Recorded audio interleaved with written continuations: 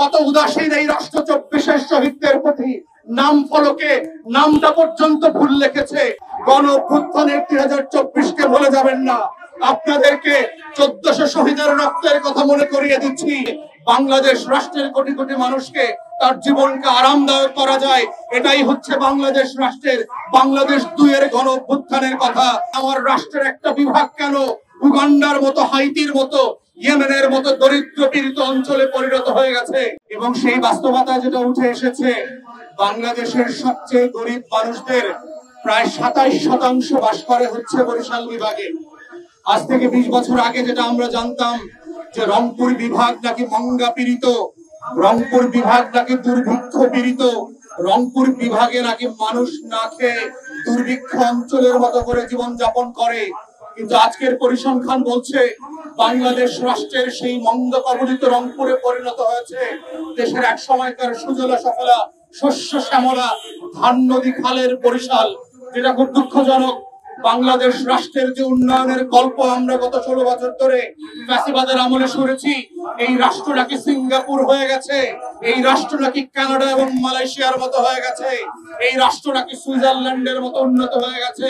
তাহলে ঠিক একই সময়ে এই উন্নয়নের কল্পচারিত যে পরিসংখ্যান ব্যুরোর রিপোর্ট যেটা ফ্যাসিবাদের আমলে করা হয়েছিল, তাহলে আমার রাষ্ট্রের একটা বিভাগ কেন উগান্ডার মতো, হাইতির মতো, ইয়েমেনের মতো দরিদ্র পীড়িত অঞ্চলে পরিণত হয়ে গেছে? এইটা তো ডেভেলপমেন্ট উন্নয়নের যে গল্প কথা বলা আমরা শুনেছি গত 16-17 বছরে ফ্যাসিবাদে আমলে, তার সেই গল্পের সাথে মিলছে না। আমরা বারবার বোঝার চেষ্টা করেছি এবং একই সাথে বলছি এটা ন্যায্যতার প্রশ্ন, এটা জাতীয় রাজনীতিতে কোন বিভাগীয় রাজনীতির প্রশ্ন।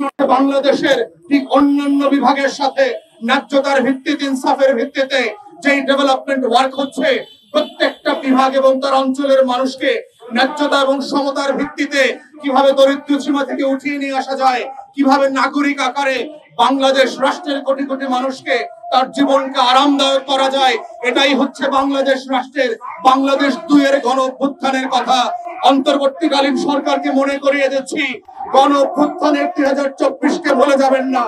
আপনাদেরকে 1400 শহীদের রক্তের কথা মনে করিয়ে দিচ্ছি, আপনাদেরকে 24,000 প্রতিবন্ধী মুক্তিযোদ্ধার কথা মনে করিয়ে দিচ্ছি, আপনাদেরকে গণ অভ্যুত্থানের 600 চোখ হারিয়ে যাওয়া বিপ্লবীদের কথা মনে করিয়ে দিচ্ছি। তাদের রক্তের উপরে দাঁড়িয়ে আপনারা ক্ষমতা এসেছেন, ভুলে যাবেন না। বাংলাদেশের প্রত্যেকটা শহীদের রক্তের দাম একই রকম, সে বরিশালের শহীদ হোক, চট্টগ্রামের হোক আর ঢাকার হোক। আমরা জেনেছি বরিশাল বিভাগের 37-এর উপরে শহীদ হয়েছে গত 24-এর গণ অভ্যুত্থানে, যারা বিভিন্ন জেলায় ঢাকা সহ চট্টগ্রাম সহ আন্দোলন করার অবস্থায় শহীদ হয়েছে।